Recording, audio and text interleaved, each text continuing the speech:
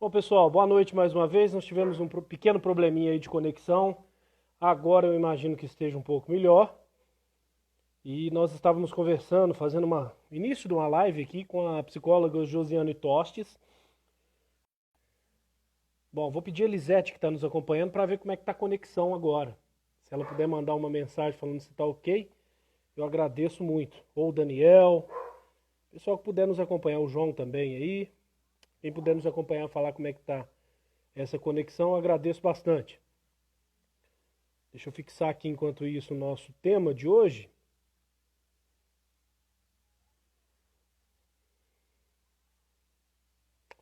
Bom, o pessoal vai nos dar um retorno aí de como é que está a nossa conexão. Peço desculpas aí o pessoal por esse imprevisto, acontece. Deixa eu tentar adicionar a experiência muito bacana na Prefeitura Municipal através da assistência social em setores muito importantes para a questão social. Vamos tentar falar com ela aqui. Eu primeiro tive um problema, agora vamos ver como é que está a conexão dela. É, estou aqui. Estão me ouvindo? Estou te ouvindo, mas ainda não consigo te ver. Não sei se é o meu ou se é o seu agora. Ah, Você está me daqui a pouco eu apareço aí. Tô te ouvindo bem. Pelo menos assim fica mais fácil o diálogo, mesmo que a gente não estejam me vendo por enquanto. É verdade, mas já já você está aparecendo aqui. Bom, Josi, a gente estava começando a falar. O pessoal que puder também nos dar um retorno aqui, ó. Aqui, ó, a Lisete falou que tá ok, João tá ok. Bom, acho que eu melhorei a minha.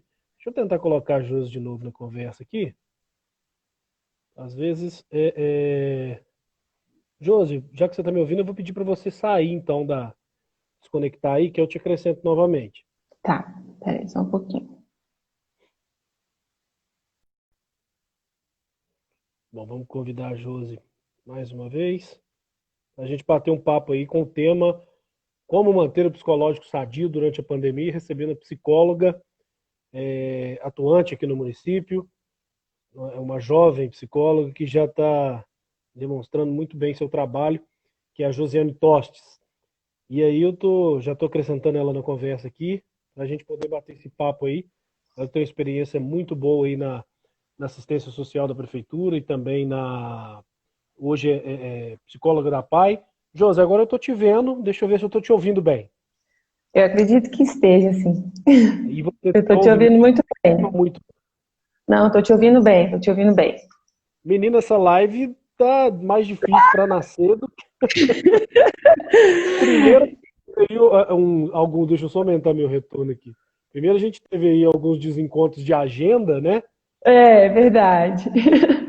Aí conseguimos alinhar a agenda, agora que está travando a internet. Mas A vamos lá. internet tá tudo bem. Então, Mas acredito que vai dar. antes da gente se desconectar, eu estava falando um pouquinho sobre a minha experiência com a pandemia, né? Tem sido Isso, por favor. assim, ó, cheio desses imprevistos. A gente faz um plano para o dia, né? E no dia seguinte tudo está diferente. Você deita com um pensamento, no outro dia tudo já está diferente. Então, Ah, já verdade. meio que entrando no tema da live, né? Se tem Por uma favor. dica prática aí, é já não ficar fazendo tanto plano para uma semana. Eu acho que o máximo de planejamento que está dando para ser feito é de um dia para o outro. Falava Porque sobre isso, até o dia tá falava parecendo sobre uma eternidade, né? com certeza. Eu até falava sobre isso lá na PAI. Esses dias a gente teve uma reunião de equipe, né? Definiu algumas coisas. No dia seguinte, uma mudança na medida provisória já faz se repensar todo o planejamento para aquela semana, para aquele restinho de mês. É Então verdade. não tá sendo simples, né? Esse planejamento. O tempo nosso tá cronologicamente diferente. São as mesmas horas, mas a forma de usar ele a gente está tendo que se adaptar, né? O dia continua tendo 24 horas, mas a nossa forma de vivenciar essas 24 horas tem sido assim muito inédita, muito inovadora, de modo geral. Pois é, Então, nós vamos ter oportunidade de falar um pouco aqui, né, sobre como talvez readequar o dia, a rotina, e uhum, principalmente a rotina mental. Mas antes eu queria voltar um pouquinho. Você é muito jovem, mas já tem uma experiência muito significativa aqui na cidade. Você teve uma passagem por todos os setores da assistência social, vamos dizer assim, Sim. mas setores de um trabalho muito difícil, que são pessoas em situação muito delicada nas suas famílias, nas suas vidas, pessoas que sofrem abuso, seja de vários tipos aí. Queria que de uma maneira bem sucinta você pudesse falar para a gente como é que foi essa experiência na prefeitura com serviços como abrigo, CRAS, CREAS, só o pessoal te conhecer um pouquinho mais. Então, eu falo que a psicologia social, ela nasceu junto com a ideia de ser psicóloga. Aliás, eu acho que ela vem antes, né? Acho que todo mundo conhece um pouco também da minha família e da minha família de modo geral. Acho que eu gosto de citar muito de César, né? Que é o César da Caixa, que todo mundo conhece. Então, todo mundo lá sempre teve essa ideia do cuidado com o outro, né? A preocupação de ajudar as pessoas de modo geral. Então, eu já vou para a faculdade de psicologia com essa ideologia mesmo, né? De fazer um mundo melhor para as pessoas, de fazer a vida ganhar um pouco mais de cor. E dentro da assistência social, eu acho que talvez a minha missão ali, né, sempre foi essa, de aliviar um pouco o fardo existencial das pessoas que eu pude conviver. E sempre numa postura de muita humildade, de muita sensibilidade, porque costumo falar que às vezes nós que somos técnicos, né, da área, de diversas áreas, quando a gente vai lidar com outro sujeito, a gente tem a tendência de querer levar as nossas verdades para aquelas pessoas, levar aquilo que a gente acredita para aquelas pessoas, sem saber se aquilo é viável, sem saber se aquilo é o adequado, sem saber se é aquilo que aquela pessoa espera. E às vezes até sendo desrespeitosos mesmo com aquela realidade, né? Vindo cheio de julgamentos, de valores e tudo mais. Então a minha postura sempre foi de muita humildade também, para tocar essas vidas de modo a aprender com elas. E só a partir de então entender onde precisava talvez mudar, se é que precisava mudar, e de levá-los a um crescimento, mas não um crescimento imposto por mim, mas um crescimento dentro daquilo que era possível para aquelas pessoas. Então sempre foi muito dessa forma, né? E eu falo que o abrigo, apesar de ter sido um lugar de muitos questionamentos internos, porque ali a gente vive emoções à flor da pele, todos os dias. Eu falo que foi um divisor de águas na minha prática profissional, porque ali a gente acaba que ser apenas psicólogo não surte efeito nenhum. Então tinha vezes que a gente precisava ser colo, tinha vezes que a gente precisava ser bravo, tinha vezes que eu, né, se precisasse virar a noite no hospital com alguns meninos, virava à noite.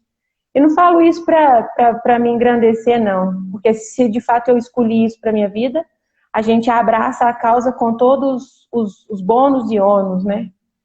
E eu sempre, quando falo disso, me emociono muito, porque eu sei o valor que a família tem. Tanto que hoje eu faço uma pós-graduação na área de família, né? Famílias e casais, justamente porque eu penso que para a gente transformar a realidade desses meninos que estão em situação de acolhimento, ou mesmo desses meninos que estão envolvidos com álcool, com droga, a gente precisa cuidar das famílias.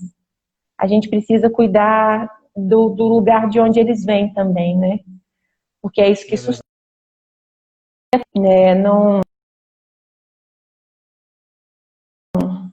Não tinha, né, essa questão de pensar todas as pessoas são iguais e todo mundo tem possibilidade de crescer, nem sempre. Às vezes as pessoas não têm a realidade que a gente tem. Então, quando eu falo da gente, às vezes, ser um pouco privilegiada, é nesse sentido, né? De ter, Isso é importante. de Isso é ter. importante a gente reconhecer, né? Então, eu sempre prezei muito para encontrar famílias para aquelas crianças, para encontrar lugares seguros para que elas habitassem, ainda que as famílias fossem as famílias de origem. Então, graças a Deus, à época, a gente teve experiências muito exitosas de adoção, sabe? Então, foram momentos muito bons. Hoje eu continuo trabalhando com isso, avaliando casais que pretendem adotar no consultório. E também sou voluntária no tribunal, né, na comarca de Barroso, quando existem os cursos preparatórios de adoção. Bacana. Então, eu trabalho lá, né, em parceria com o judiciário para melhorar essa logística de famílias e crianças. Então, é algo que brilha meus olhos. Hoje eu estou lá trabalhando. Hoje eu estou lá trabalhando com pessoas com deficiência, mas também trabalhando muito esse contexto familiar, né, tentando... Ô, Josi, eu gostaria só de fazer um parêntese aí, antes da gente avançar no seu nesse novo desafio que você tem, porque as pessoas muitas das vezes não sabem que a questão de acolher o menor, a questão de acompanhar famílias em vulnerabilidade, seja por violência doméstica, por situação de pobreza e miséria, são responsabilidades do município, né? E que o município tem que se desdobrar para devolver, muitas das vezes, a condição de dignidade, de ser humano para essas pessoas, né? Então é muito importante você mostrar isso, dando exemplos, né, do que você viveu, para a gente compreender melhor, inclusive uma questão administrativa do nosso município, que é uma das competências. O pessoal acha que às vezes é só oferecer saúde, educação, mas existem questões muito, muito delicadas, muito barra pesadas, né, que vocês, psicólogos, que eu admiro muito, e sinceramente não me vejo na profissão de vocês, não teria estrutura para tal, né, e estou vendo aqui muitas amigas suas aqui que trabalharam junto, como a Loara, como a Renata Nascimento, entrando, participando, mandando um abraço, e é muito importante isso. Isso tenho certeza, antes da gente passar para a PAI, deve ter como você já disse, mas deve ter te acendido um sinal como ser humano, né? E talvez até para enfrentar um momento tão difícil como este agora. Sim, eu penso que quem trabalha na linha de frente dentro da assistência social, né, dentro das políticas públicas, né, da saúde e da assistência, eu acho que são bem mais pontuais nesse sentido, a bagagem que a gente carrega, ela é ampliada. E aí a gente não pode olhar o sujeito apenas do ponto de vista médico, né? Doente, sadio, normal, anormal, eficiente, deficiente. A gente precisa olhar ele num contexto geral, que aí a gente fala de um contexto biopsicossocial, né? Um contexto ampliado. A gente não quer, tem uma música que fala, né, que a gente não quer só comida, a gente quer bebida, diversão e arte. A gente quer tudo isso para poder ser feliz, para poder viver bem. Até o Rafa, que é meu coordenador lá no Show de Bola, que isso também é algo que eu tenho visitado, né? Um abração para o pessoal do Show de Bola. Quando voltar, né, pretendo estar lá com eles, estou com eles, trabalhando junto. E a dimensão de olhar o ser humano como um todo. E isso, às vezes, eu percebo que as políticas públicas se limitam. Eles se limitam a fazer dentro daquilo que é de competência deles, né? Assim, se eu estou na assistência social, eu faço o trabalho como assistência social. Não me importa se ele não está tendo acesso ao médico que ele precisava. Eu fiz o que eu precisava aqui, que era contribuir com uma cesta básica, com um vale alimentação ali, com um benefício eventual qualquer, não desmerecendo, mas a gente não precisa só de comida, né? Então, a gente não salva um adolescente a gente não tira um adolescente das drogas se a gente não tiver a oportunidade para ele ter uma vida digna para além das drogas. Então, todas as vezes que a gente pensa em políticas públicas, a gente tem que pensar num contexto ampliado. A gente tem que pensar, além da quadra de futebol do bairro dele, quem vai dar as aulas lá nessa quadra de futebol? O que ele vai ter de interessante para não se enveredar por caminhos não tão saudáveis, né? Então, sem dúvida, quando a gente pensa em termos administrativos e em termos de construção de políticas públicas, a gente não pode ter o olhar focado apenas num aspecto do ser humano, apenas numa necessidade do ser humano. A gente precisa ter um olhar para todas as áreas que esse ser humano tem. Hoje a gente teve a feliz notícia, né, que a Companhia Fofocas agora é patrimônio cultural de Barroso. Imaterial.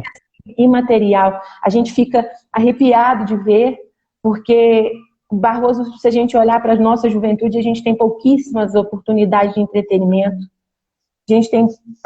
A gente até tem muitas escolinhas de futebol que inserem os meninos, mas não há uma diversidade, há uma pouca participação das meninas nessas atividades. Então, a gente precisa trazê-los, né, para ter opções mais sadias de existir. Eu acho que é isso que é importante. Você me deu um gancho muito importante aí para a gente tocar no assunto. Claro que nós vamos tocar no assunto como manter o psicológico sadio na pandemia. Mas com a sua experiência é muito importante a gente tocar nesse assunto nessa 1 hora que a gente tem aqui. Você está falando do trabalho em rede, porque a assistência social, muitas das vezes, ela vai resgatar uma pessoa, um ser humano, que se encontra numa condição de violação dos seus direitos, como é um termo que vocês usam muito.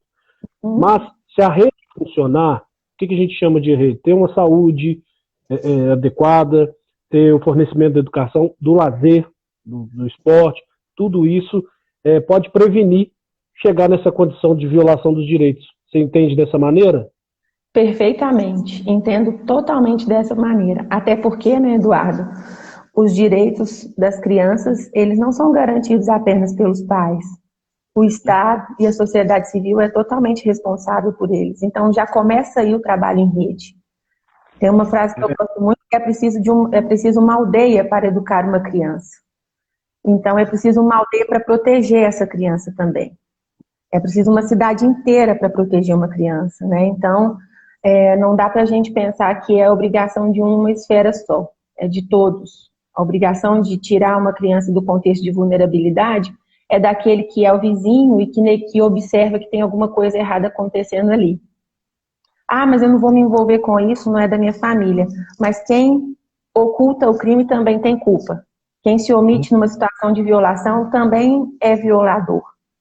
Então, a gente precisa pensar nisso, né, nessa responsabilidade coletiva. E quando existe uma rede funcionando, a gente tem realmente um decréscimo, né, dessa curva de violências, de abusos, porque a rede ela está oferecendo a proteção que precisa. Não falo a rede só enquanto políticas públicas, não. Falo a rede como um todo.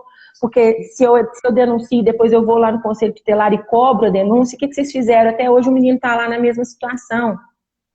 Então eu pressiono a quem de direito para tomar uma atitude. Então, a gente precisa ter essa noção de que todos nós somos protetores das crianças, somos protetores das mulheres em situação de violência, que é algo que tem aumentado muito nesse contexto de pandemia. Somos protetores também dos idosos, todos nós somos. Então, é muito fácil a gente ficar sempre também falando que, igual eu já disse, é obrigação do fulano e do ciclano, e não propiciar também, fazer a nossa parte para melhorar isso. E, nesse sentido, de fato, a rede funcionando tem menos brecha para as coisas ruins acontecerem, porque a gente cria como se fosse ali um escudo para proteger toda e qualquer pessoa em situação de violação de direitos. E essa proteção não envolve só alimentação, né? Envolve todo um contexto. É verdade. Biológico, psicológico e social. Né? Sim. Toda certeza. Mandar um abraço para todo mundo que está entrando aí. Estou vendo a querida Lunara aqui, que é uma pessoa que pode fazer muito parte dessa rede aí, na área da cultura, na área do esporte. Já fiz uma live com um depoimento fantástico. Então, assim, realmente fazer essa rede funcionar é algo que nos dá uma condição de enfrentar vulnerabilidades e de desenvolver, certamente, uma cidade, um estado, um país. Agora, você deixou o município, né, a prefeitura, e entrou aí também num desafio também que não é brincadeira, né, que é a PAI, onde tem os alunos de um coração, de uma doçura muito grande, mas que tem limitações físicas, né, que requer um cuidado muito grande. Então, eu imagino que também deve ser um desafio muito, muito grande para vocês. Fala um pouquinho para a gente também, um pouco desse trabalho seu na PAI com essas crianças muito especiais. Então, na PAI eu trabalho num serviço de proteção social também, né? só que para pessoas com deficiência. Acaba que a assistência social está aí o tempo inteiro. E é um contexto um tanto quanto diferente, porque é triste, é complicado falar disso, porque eles de fato estão em situação de isolamento social desde sempre. E isolamento social a gente sabe que é uma violação de direitos. Então, hoje eu tenho conversado muito isso com os colegas de equipe, da importância da gente trabalhar essas famílias. Porque, de fato, quando a gente tem filho, você tem filho, eu ainda não os tenho, mas eu imagino que ter uma criança deficiente, ter um filho deficiente, é por si só um fator de angústia. Porque a gente tem muitos sonhos, né? Quando tá grávida, quando vai ser pai, a gente espera muita coisa aí desse filho que vai chegar. E uma criança com deficiência, ela traz algumas limitações, mas também muitas possibilidades, obviamente, mas que a princípio é um baque, né? É um choque. Então, a APAE faz um trabalho importantíssimo de ser rede de apoio para essas famílias. Do mesmo jeito que as escolas, que as escolinhas de futebol, que o show de bola, que tudo isso que oferece condições de socialização para as pessoas, traz, né? E a APAE funciona assim também, como uma rede de apoio para essas famílias. Então, hoje em dia, eu coordeno um serviço de proteção social especial para adolescentes e adultos com deficiência. Já terminaram o percurso escolar e eles têm um serviço lá de convivência, né, de socialização, para aprender coisas básicas do dia a dia, preparar o próprio alimento, arrumar a cama, e até mesmo ser inserido no mercado de trabalho. Então, é um projeto muito, muito bacana. Na verdade, não é um projeto, é um programa, né, porque está tipificado dentro da assistência social, e que visa propiciar a socialização e a condição de autonomia das pessoas com deficiência adultas. E aí a gente tem vivido agora um período de muita angústia. A Cláudia, né, Cláudia Marinho, todo mundo conhece, a minha grande amiga, companheira de trabalho lá todo dia. A gente tem vivido um momento de muita angústia. Chegar na APAE, a APAE vazia, é doído, sabe? E como é que está, aproveitando o seu gancho, como é que está sendo feito para as crianças não ficarem desamparadas? Porque já é difícil para quando a criança em situação de isolamento devido à pandemia, já fica sem a fornecimento da educação, o fornecimento do estudo, do ensino, mas imagino para criança especial ficar sem esse oferta não só da educação, do ensino, mas também do cuidado social. Como é que está sendo feito isso na prática? Na prática, a gente tem trabalhado com teleatendimento e visita domiciliar. E a gente faz vídeos, né? Então, cada setor da educação faz os seus vídeos orientativos. Na assistência social, a gente também faz os vídeos, envia. E na clínica também envia com orientação para os pais, até para as próprias pessoas com deficiência. E a gente faz os teleatendimentos. Liga toda semana para saber como está, se tem alguma demanda. E aí, com isso, a gente tem observado situação de violência doméstica, porque às vezes no contexto do usuário tem alguém que é alcoolista e que está fazendo um uso abusivo agora durante a pandemia. E aí a gente precisa intervir junto com a rede. Situação de vulnerabilidade alimentar, né?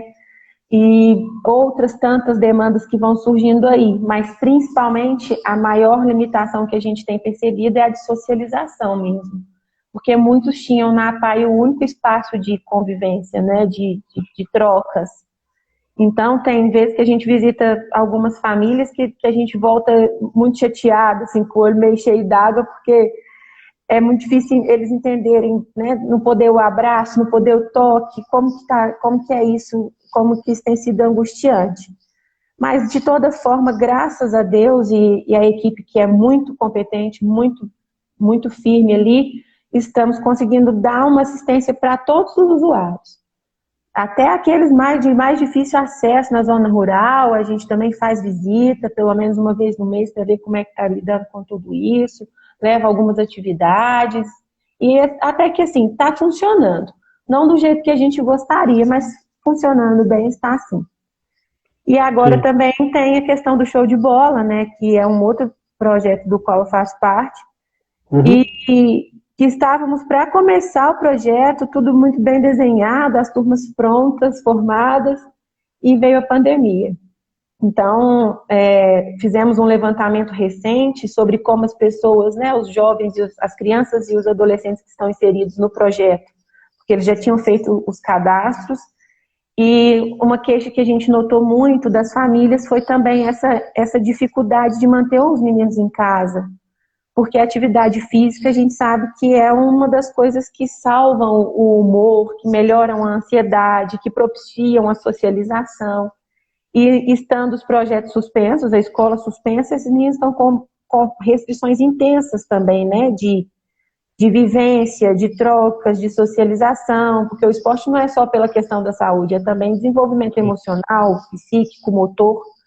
Então a gente fez essa pequena pesquisa, né, ligando para uma amostragem, né, de usuários, de alunos, e o que a gente notou foi isso, né, que todos nós estamos passando pela pandemia de forma muito ansiosas.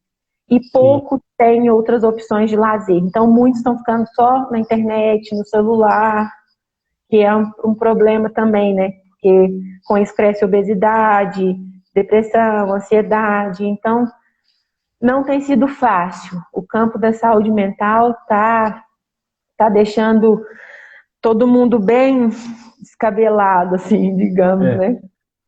Mas aí tem muita gente que pode encontrar aí a saída, né? Para muita gente, cada um às vezes tem um jeito de sair dessa situação. Alguns encontram na bebida, outros encontram em remédios, e outros por aí vai, em diversas aí possibilidades que tem. E acredito que nenhuma dessas que eu disse, pelo menos, seja o caminho ideal para tentar manter o psicológico sadio, né? Como a gente está abordando aqui hoje. Já antecipando um pouco essa pergunta, né? Deixaria um pouco mais para o final, mas para aproveitar esse gancho. Como manter o psicológico sadio? Porque nós estamos nessa situação de isolamento, né? Bem ou mal, pessoas fazendo ou não, mas pelo menos essa situação de tensão há 4 meses, praticamente, meio de março ali. Então, assim, e que parece 12 meses. Então, como que vai ser para você? Qual que é a dica? Qual que é a sugestão que você pode dar aí para a gente tentar compreender e enfrentar melhor esse momento do ponto de vista psicológico, na cabeça? Sim. Então, eu comumente não faço esboço muito do que eu vou falar, né? Sempre saio muito assim na naturalidade da coisa, porque é sempre um bate-papo.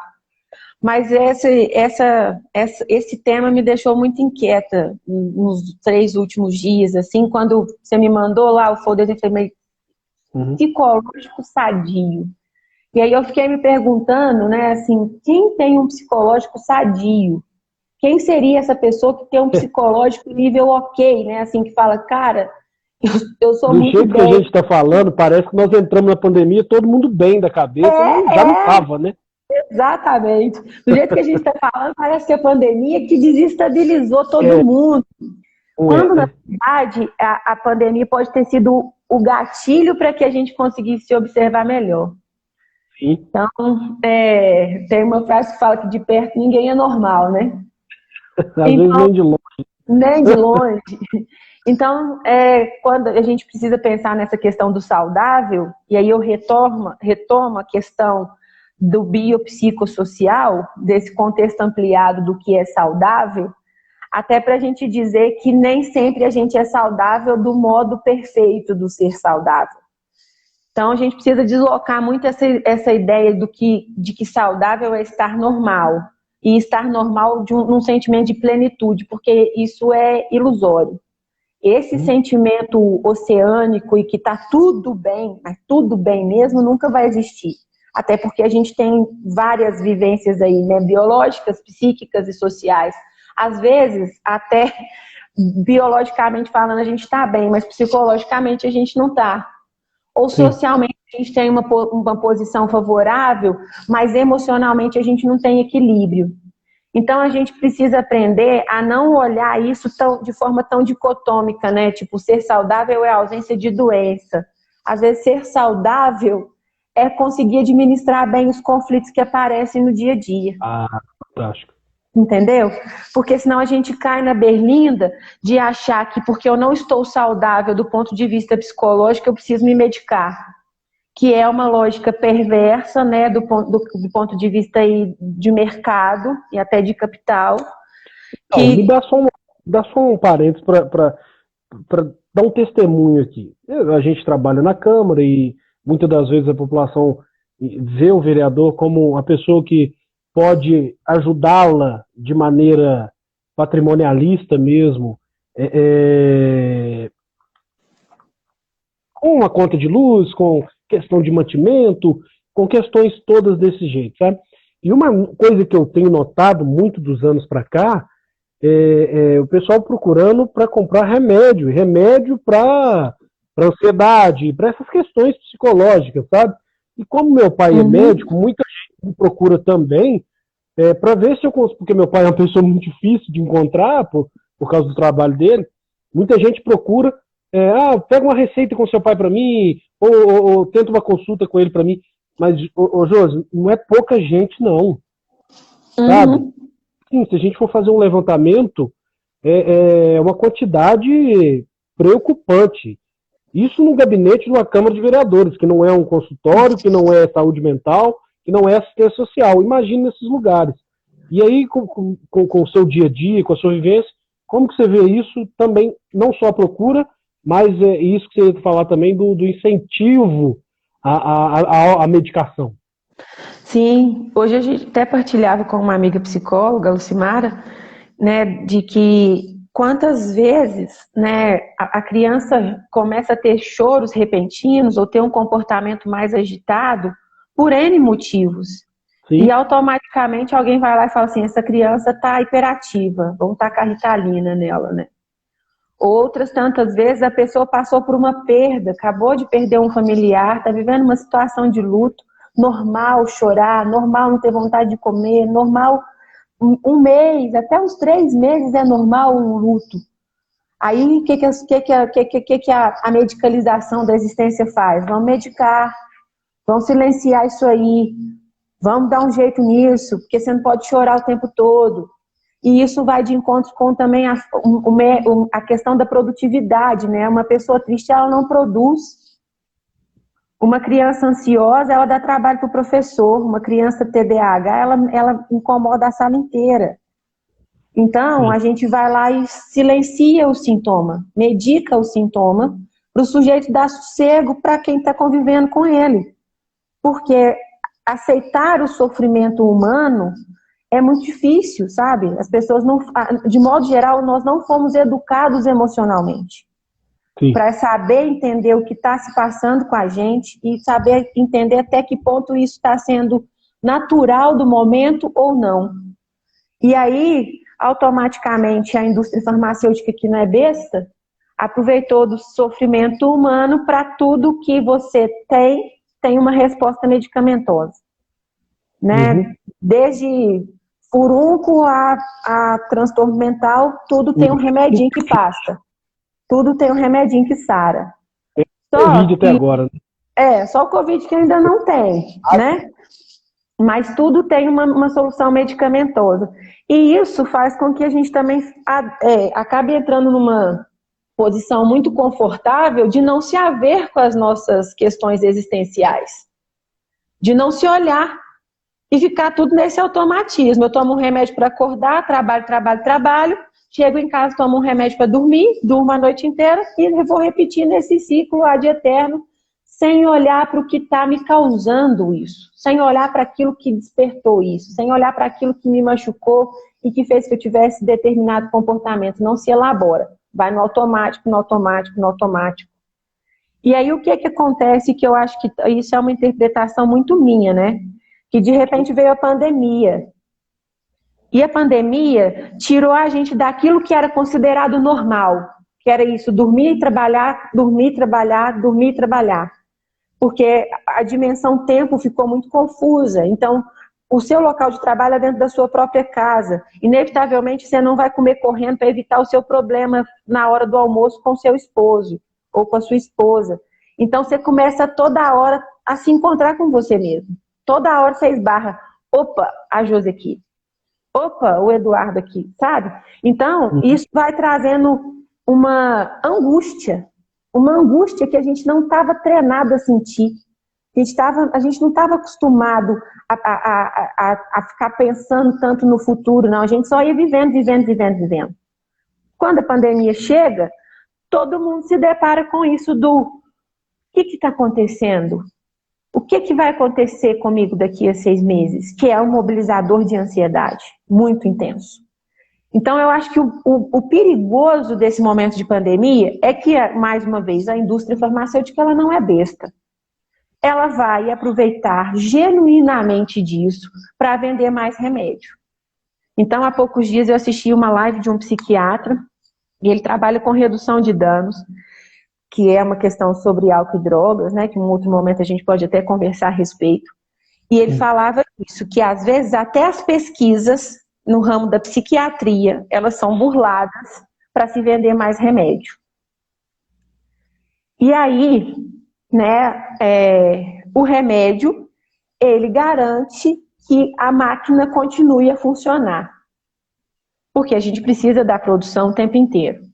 E aí, na pandemia, começa a crescer o número de depressões e ansiedades, normal. Estamos vivendo um processo de luto dos sonhos que a gente teve para 2020, dos projetos que a gente vai ter que adiar para sabe Deus quando, né? Então, se a gente não prestar atenção nisso e não começar a se avaliar do ponto de vista sentimental, corre um risco da gente cair no uso de medicação indiscriminadamente. E começou o desmame, né, que é o que a gente chama de o ir parando com a medicação, é bem demorado, é bem complicado. Ah, Josi, mas você está abominando o uso de medicamentos? Não, eu só estou condenando que medicação é coisa séria, é delicado. Então, às vezes, é melhor se deparar com você mesmo, com as suas mazelas, com as suas tristezas e começar a virar a chave aí e mudar algumas coisas, do que permanecer tomando medicação psiquiátrica uma vida inteira. Então, a gente precisa ter muita cautela com essa medicalização. E Barroso, eu observo isso nas falas de muitos pacientes meus no consultório, não só Barroso, mas acho que aqui ainda por ser muito interior, todo mundo que faz terapia é louco, né? Ainda tem essa ideia de que cuidar do psicológico é para quem está doido. Gente, e aí eu falo principalmente para quem é homem, né? Basta vocês olharem, o número de suicídios para os homens é muito maior do que para as mulheres. Por quê? Porque não se educou homens para sentir. É sempre aquela fala, engole o choro, você é macho, né? E aí cresce pensando que não pode sentir, que sentir é ser frágil, que sentir é fraqueza, que sentir é coisa de menina. E até as mulheres, né, que chegar no final do dia e chorar porque teve um dia exaustivo, é porque ela não deu conta de todas as obrigações que foram impostas a ela. Então, a gente precisa muito discutir essa questão da vivência emocional. Preparar mais as nossas emoções, preparar mais os nossos sentidos mesmo, sabe? Talvez até de uma educação emocional. Onde que você acha que se encaixa na vida das pessoas isso? Na escola, na família, na religião? Onde que você acha que dá para encaixar essa educação? Eu concordo com você, tem uma coisa que eu defendo muito também, que é a educação cidadã. Acho que deveria, eu entendo humildemente, que deveria ser encaixado nas escolas.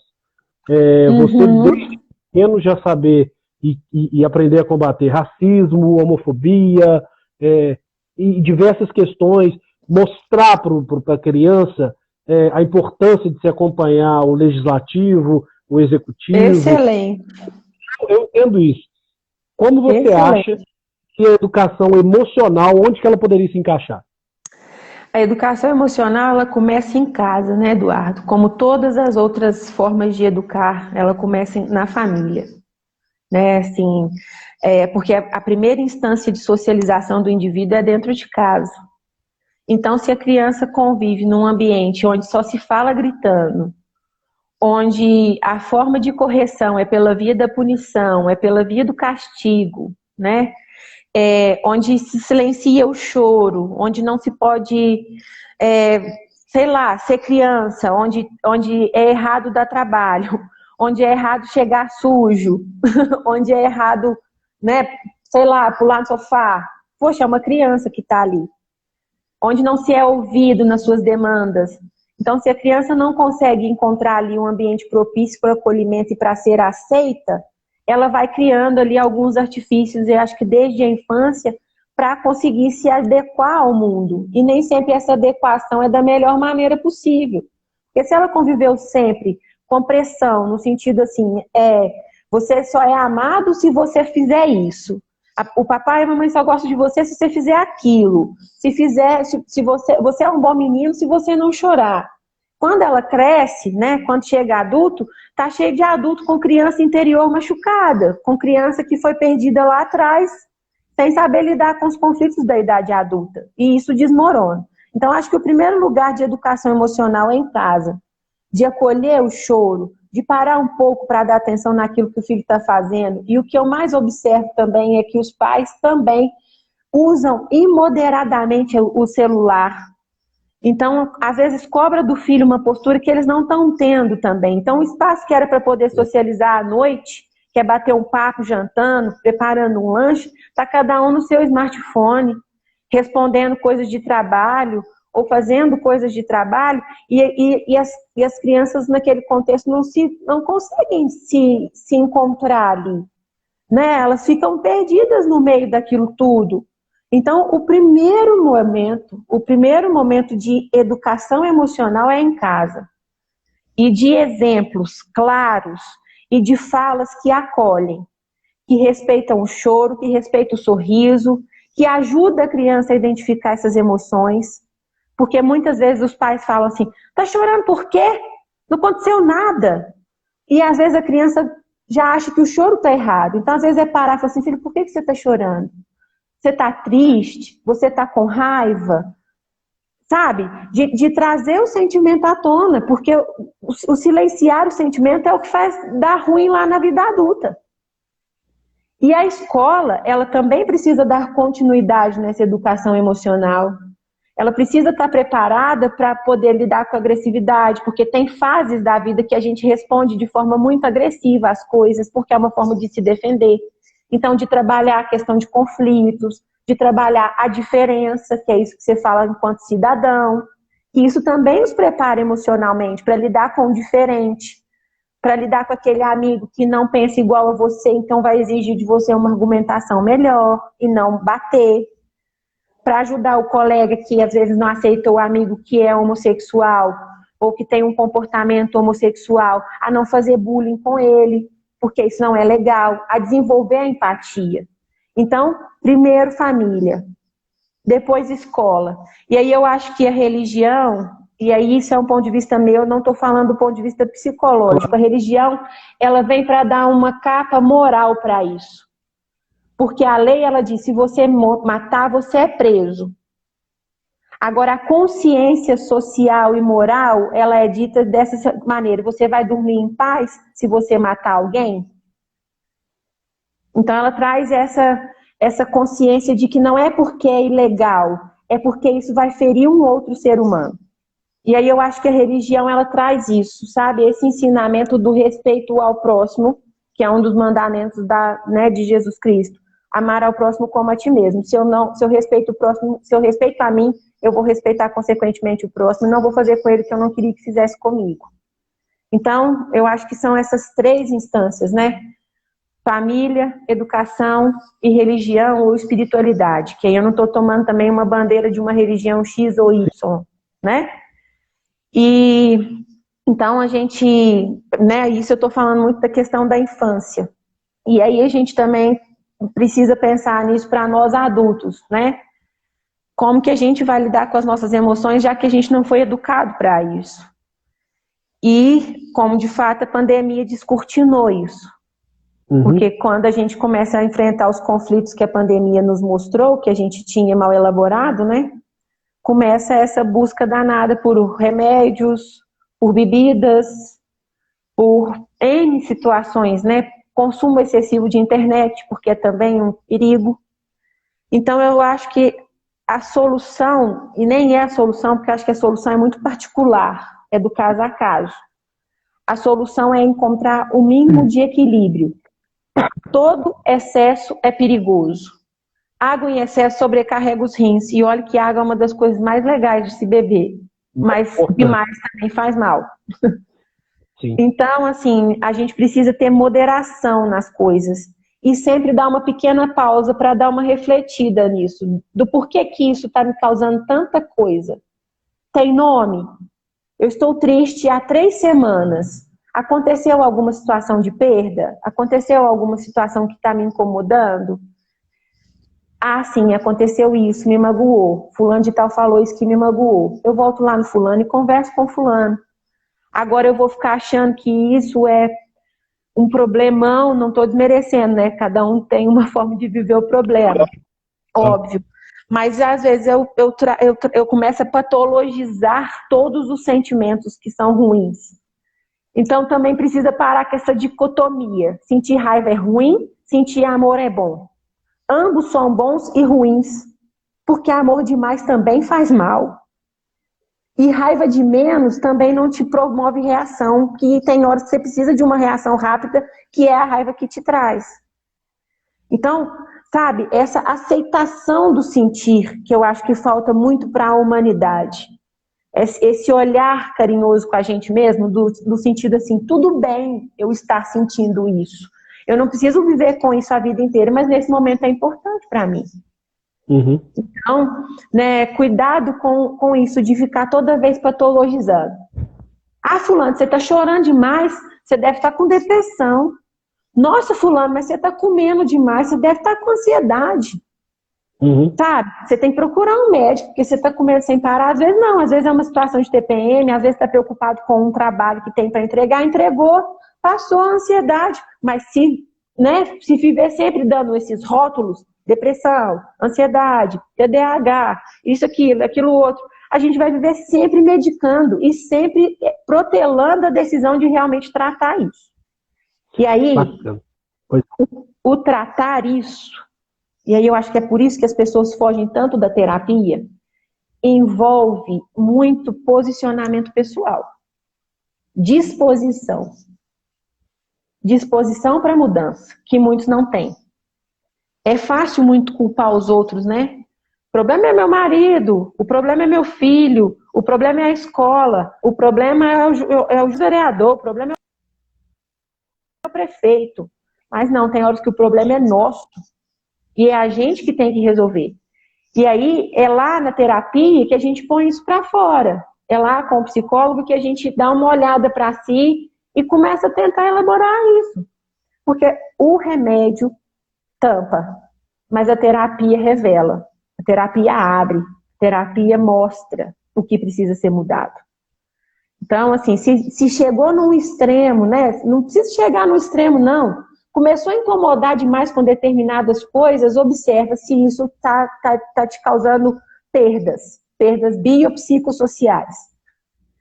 Se isso está afetando o seu modo físico, te deixando com muito sono, por exemplo, te fazendo comer demais, e isso está prolongando, você não está conseguindo resolver sozinho, não tenha vergonha de procurar terapia. Eu acho que doido é quem não procura terapia sabendo que está precisando de ajuda. E aí eu sempre brinco com os meninos lá no consultório, principalmente adolescente, que é cheio de preocupação, né? E falo assim, olha, eu fico muito feliz de saber que você está aqui na terapia. Porque é menos um adulto lá na frente que vai sofrer, que vai ficar com depressão, que vai entrar em processo ansioso crônico, enfim. Porque desde sempre você já está começando a se olhar, a se cuidar com carinho, a respeitar os seus limites. E é isso. Talvez uma das chaves também é isso, né? Saber respeitar os próprios limites. Porque vivíamos num modo automático, desenfreadamente. Sim. E exposto a todo tipo de consumo. Tô com o corpo ruim, pago um remédio para emagrecer. Dificilmente me implico no exercício físico, porque o exercício físico demanda tempo para ter resultado. O Remédio Alex, mais fácil, né? Mais se rápido. o Alex, meu amigo nutricionista, estiver me escutando, ele vai estar felizão agora, porque ele fala muito disso, do processo e não da resposta. Se o seu corpo já sentiu melhor, ótimo, com 1,5 kg que você perdeu, beleza. Né? Então, assim, e a gente não está acostumado com isso, a gente quer para ontem. E é importante também dizer que não é fácil, né? Não é fácil, não é fácil. Tem pacientes que às vezes chegam no consultório e falam comigo assim, eu saí daqui na última sessão te odiando. Aí eu falo, que bom que de alguma forma eu mexi em alguma coisa aí que precisava ser mexida e que a partir disso você conseguiu refletir melhor sobre algo que precisava ser refletido, né? E voltou para a próxima consulta. E voltou, né? Então, essa fala de como ter um psicológico saudável, eu acho que é muito utópico. Eu posso dizer que o saudável do ponto de vista psicológico é saber lidar com os conflitos. Porque conflito sempre vai ter. Dificuldades sempre vamos ter.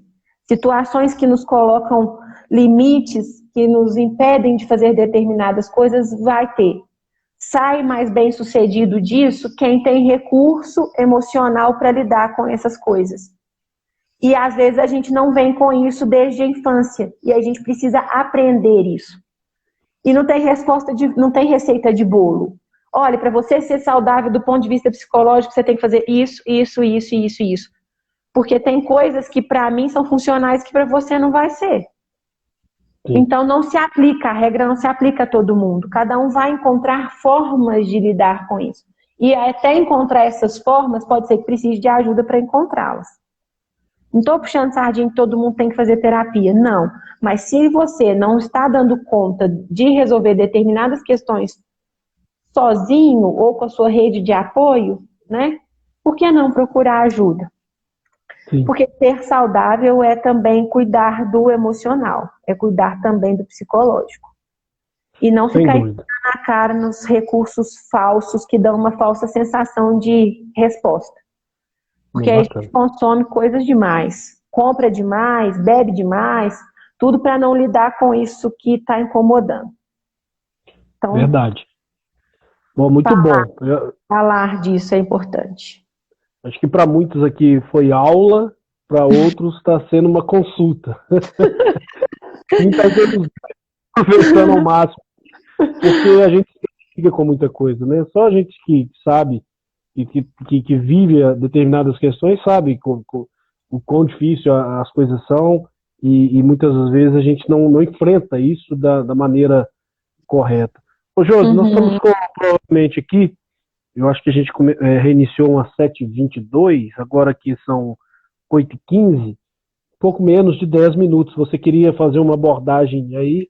Acho que a gente pode passar isso com medo do Instagram cortar. A gente já se despede e eu vou ler, né, um textozinho da Lia Luft, que é uma escritora que eu acho fantástica, e ainda bem o livro chegou no dia certo, que eu já tinha visto esse conto e eu queria muito partilhar ele, e que acho que resume muito, né, tudo isso que a gente conversou aqui hoje. E aí eu já deixo despedido que se porventura a live cair, né? 30 segundos aqui eu te aviso. Tá bom. E aí... 7 minutos pelo menos. Beleza. É uma crônica da Lia Luft, como eu disse, né, de um livro bem recente dela, que chama As Coisas Humanas, e que chama-se Não Temos de. Estamos sempre clamando por liberdade, ou nos elogiamos porque a temos. Nestes tempos pós-modernos, alguém sabe exatamente o que é isso? Mas, na verdade, vivemos sobre o império do ter de. Corremos aflitos atrás do que ainda não temos.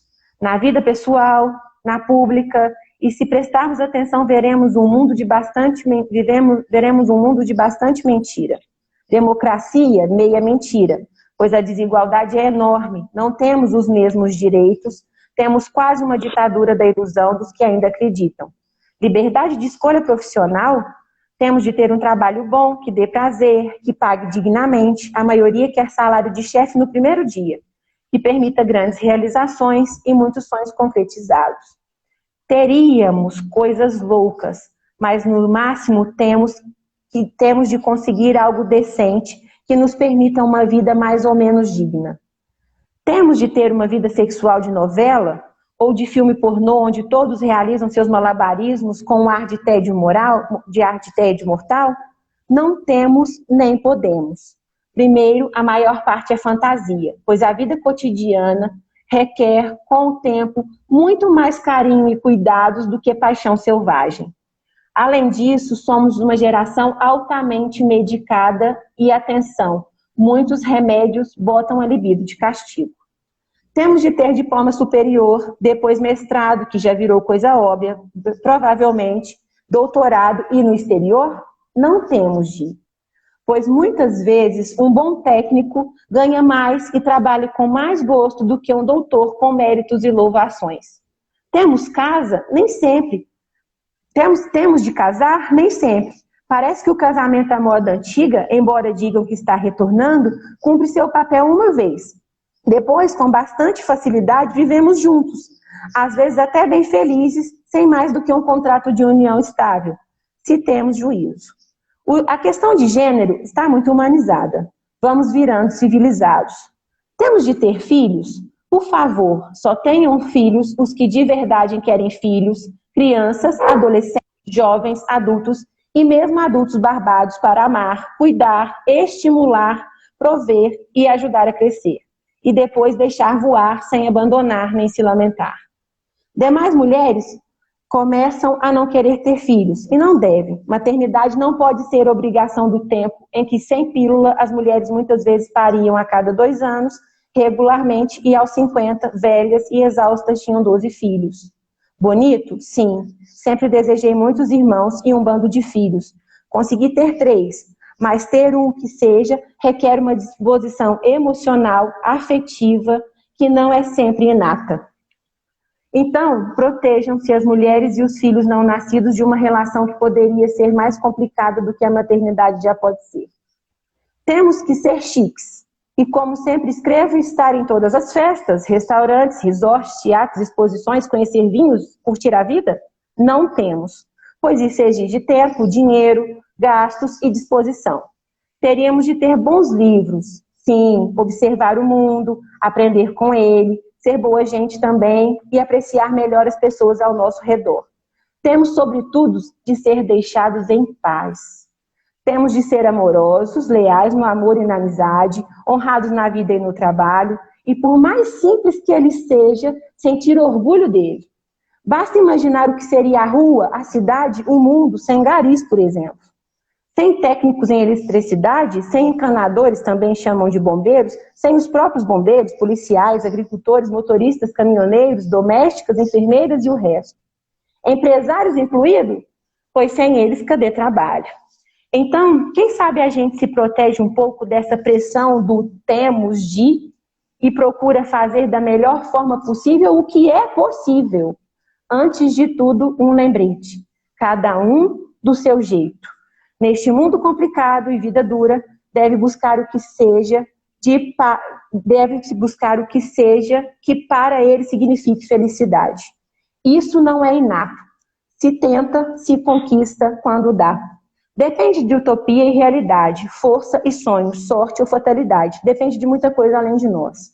Mas, algum jeito, a gente sempre pode dar de não viver no fundo do poço, na sombra dos maus agouros, no conforto tão fácil da comodidade. Então, esse texto reflete perfeitamente o que falamos. Não temos que tomar remédio para viver o tempo todo.